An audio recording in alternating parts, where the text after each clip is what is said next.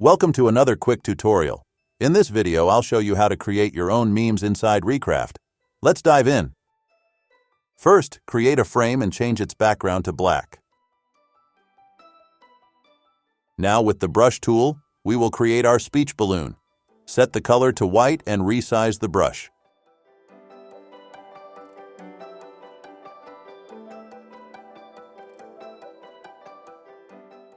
Once you're done, select the frame, export it, and upload it back to the canvas.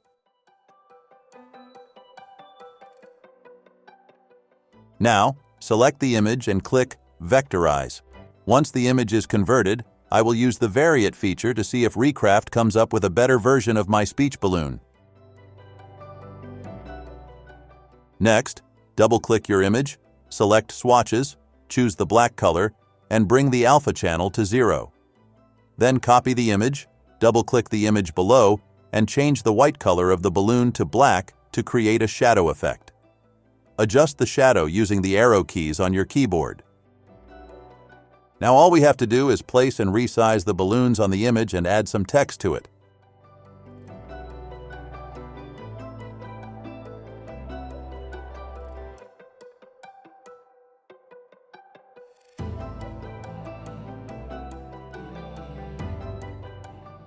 Once everything is done and in place, select all and click the Merge Objects button.